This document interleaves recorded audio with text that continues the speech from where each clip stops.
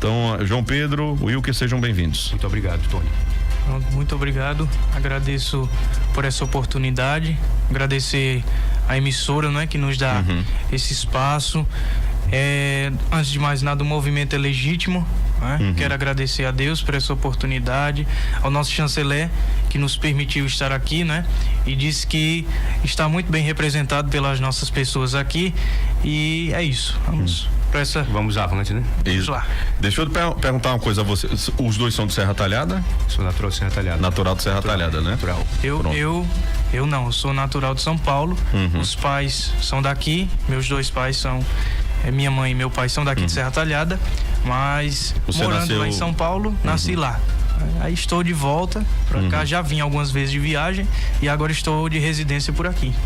Eu queria que vocês pudessem explicar um pouco do movimento, que tem tudo a ver com a família Orleans Bragança, né? Perfeito.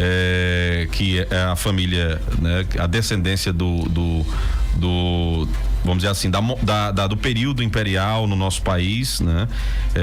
E eu queria que vocês pudessem falar um pouco do movimento, né? A nível nacional, ele já tem um tempinho que ele já é difundido, né? Sim, e agora chegando aqui pro interior, né? Do nosso estado de Pernambuco, Serra Talhada, eu queria que vocês pudessem falar um pouco desse movimento a nível nacional, para depois a gente chegar aqui para Serra Talhada. Sim, o senhor quer? Pronto. Então, como bem falado, né? A monarquia, ela já está registrado no Brasil há alguns anos, embora a República tenha reprimido, né, esse movimento por muito tempo, mas, se não me engano, em 1981, o então chefe da Casa Imperial, Dom Luís de Orleans e Bragança, conseguiu voltar a trabalhar com esse movimento. E aí em São Paulo a gente tem o secretariado oficial da Casa Imperial, que é a Pró-Monarquia, e ele corresponde, não é? Todos os outros movimentos em outros estados e municípios estão sob a autoridade do Pró-Monarquia, que é o secretariado oficial. Então já é um movimento consolidado, já é um movimento sério, já, graças a Deus, nós temos muitos adeptos, não é? Sim. E é isso, e nós estamos trazendo essa ideia aqui para Serra Talhada. Nós já temos em outras cidades como Garanhuns, Petrolina, Recife, né? Já temos em outras localidades, e por que não trazer aqui também para Serra Talhada, para que a gente possa difundir esse movimento cada vez mais. E aí, fazendo algumas ressalvas, né, do secretário, quando a gente se propõe a trazer isso para o interior, é realmente com o intuito, né, da gente mostrar para o interior de Pernambuco e desconstruir, né, esses preceitos, né, essas questões que a monarquia foi ruim, e mostrar que a monarquia ela teve um lado bom, né? A monarquia ela tem um lado de grande relevância e contribuição, e o legado que ela deixou é tão de forma significativa que as pessoas nem percebem, como por exemplo, quando a gente fala sobre a transposição do Rio São Francisco. Isso foi no período de Dom Pedro II, né? A questão da construção da capital Brasília, né? Também foi no período de Dom Pedro II. Então a gente tem que realmente desconstruir, desmistificar essas coisas, que colocam a monarquia como se fosse algo, né, ruim, né? Um retrocesso. Isso, né? Não é? Como muitos já sabem, mas está comprovado pela história, não é? E hoje nós temos vários países cuja a forma de governo é a monarquia, e são países de primeiro mundo, são países com economia sólida, são países com educação, com princípios. Nível de corrupção baixíssimo, praticamente não tem corrupção, né? Então, quando a gente fala sobre em termos de confiabilidade, para que a população possa confiar no seu representante, ela está muito bem, né, representada, porque o nível de corrupção em países que adotam a monarquia parlamentar, é importante salientar isso. Era isso que eu ia perguntar a vocês, qual é a diferença, porque nós temos nós tivemos dois períodos imperiais no nosso país, Dom Pedro I, Dom Pedro II. Isso. Depois nós tivemos a queda da monarquia com a chegada da República, e depois disso a gente teve algumas mudanças até que a gente chegasse, né, a uma construção de uma Constituição no nosso país, aonde também a questão da escolha, né? Perfeito. Que foi do presidencialismo. E aí eu queria que vocês pudessem falar, porque como seria então, do mesmo formato hoje do Reino Unido, nós temos ali temos uma pessoa que governa, por exemplo, o rei, né, rei Charles, e tem um parlamentar, vamos dizer assim, um primeiro-ministro, que como se tivesse o status de presidente, seria mais ou menos isso a ideia? Perfeito, nessa perspectiva, porque assim, cada poder vai ter, né, sua responsabilidade. Então são 4 poderes, né, com a monarquia. O imperador, que é o poder moderador, né, mantém-se o poder executivo, judiciário e legislativo. Isso não vai mudar, porque a gente vai colocar o poder moderador justamente para trazer esse equilíbrio, né, entre os 3 poderes. A gente observa que atualmente no Brasil os 3 poderes estão em desequilíbrio, cada um querendo entrar na sua ultrapassar, né, a linha de sua responsabilidade. Então, com o poder moderador, ela justamente sanaria esse desequilíbrio entre os 3 poderes que a gente está observando atualmente no nosso país, onde, né, a gente sabe que manteria-se as eleições para prefeito, governador, isso se mantém. Apenas a gente colocaria como uma linha de sucessão, né, da família real, onde o poder moderador ele traz como responsabilidade este equilíbrio, né, o poder de pacificação. Sim. Eu pergunto a vocês, meu papel aqui é provocar vocês, né? Vamos lá. Vocês acham que não passou muito tempo não para a volta da família Orleans Bragança para tomar de conta do país, na monarquia?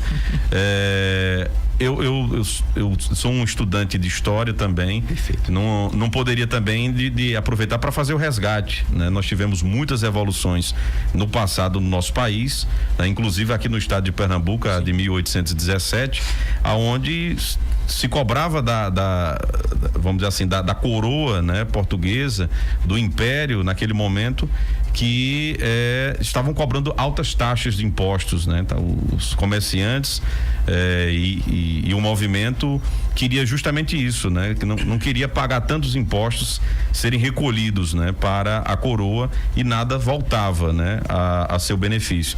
E aí isso também está nos livros de história. Sim. E aí é justamente isso a minha provocação para vocês. Vocês acham que não passou muito tempo, que seria um retrocesso, né?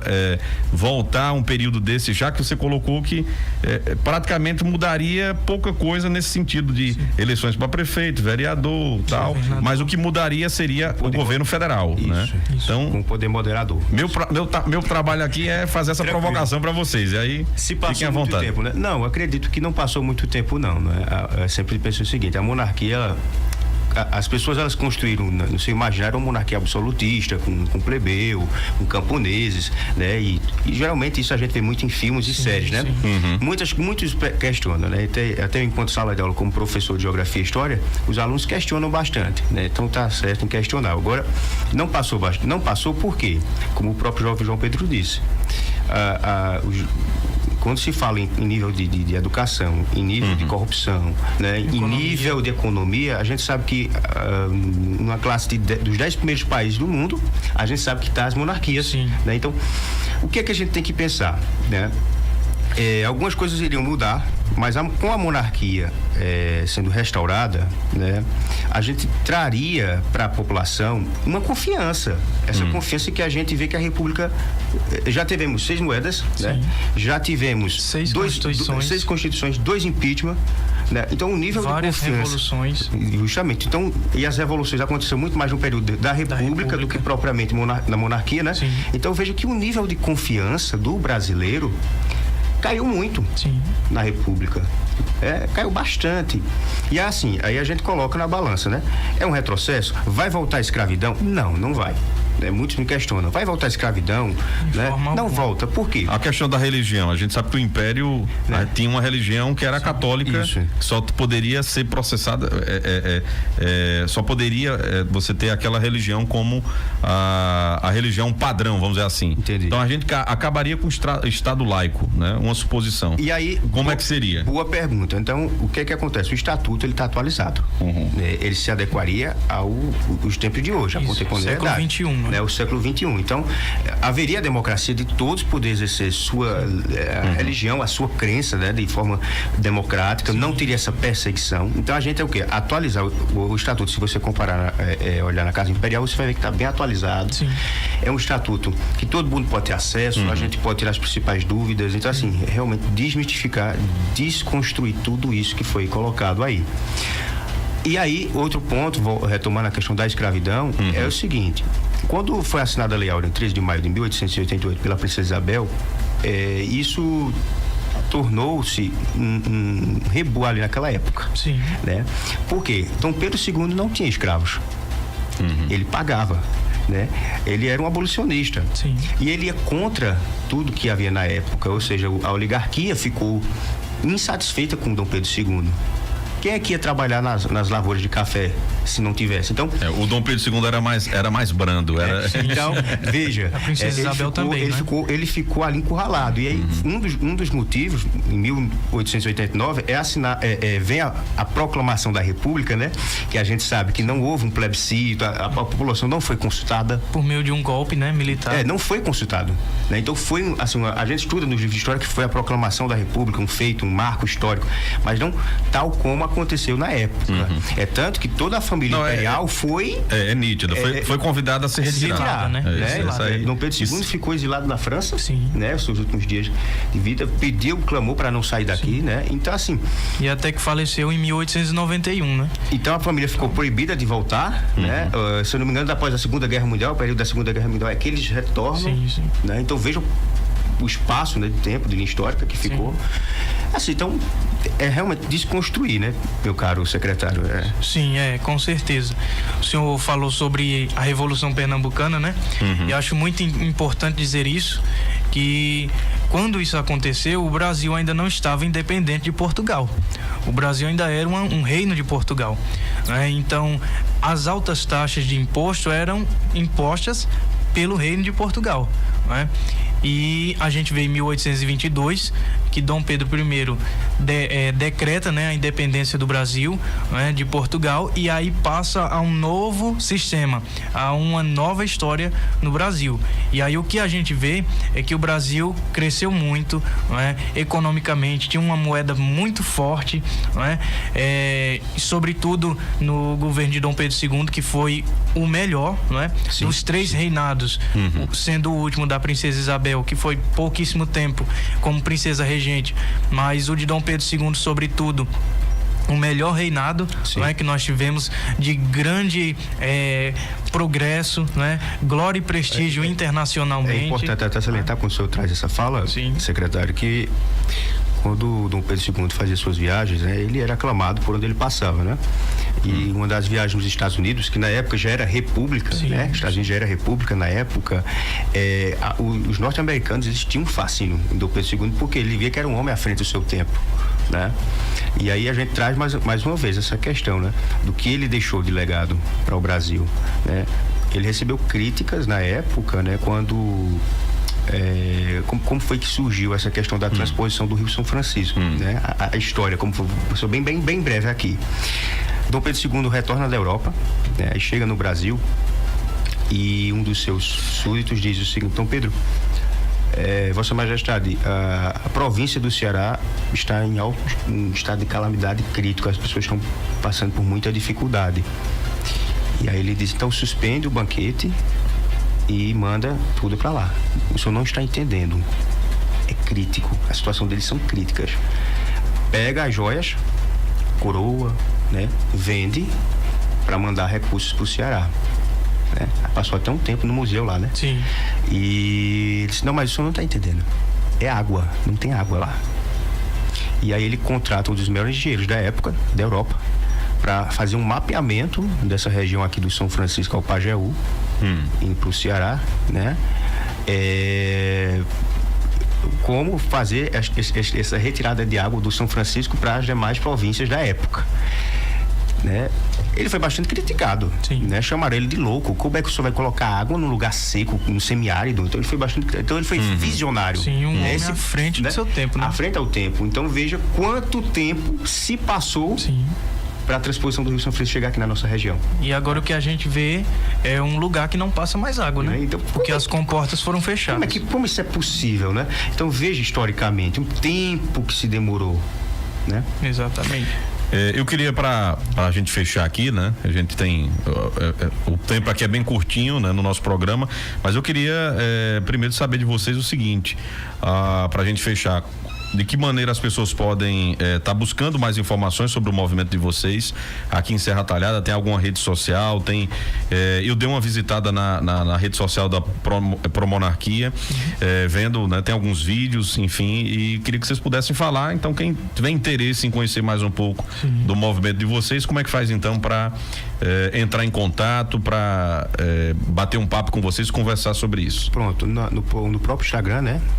Tem lá a bio, e aí você vai ver um formulário, né, um link para um formulário online, onde você vai colocar seus dados, né, e se tornar membro, né, juntamente, né, do movimento. A gente não fala filiar, a gente fala membro, porque filiar já é um termo da República, né? Então a gente coloca tornar-se membro, né, do Promonarquia, desse movimento que a gente está fundando aqui em Serra Talhada, tá certo? Então, assim, quem quiser mais informações, preencha seus dados básicos, né? Básicos mesmo. Seu telefone, né? Seu CPF ali de forma segura. E aí a gente juntamente vai estar fazendo, né, esse movimento aí, e possivelmente logo mais a gente vai marcar um espaço público, né? Sim. Um espaço público para a gente estar propagando isso de forma mais delegada e significativa, né, meu caro? Sim, com certeza.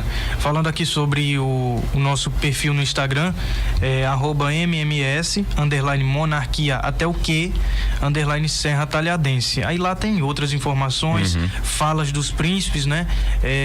Príncipe Imperial Dom Antônio, o chefe da Casa Imperial Dom Bertrand, né?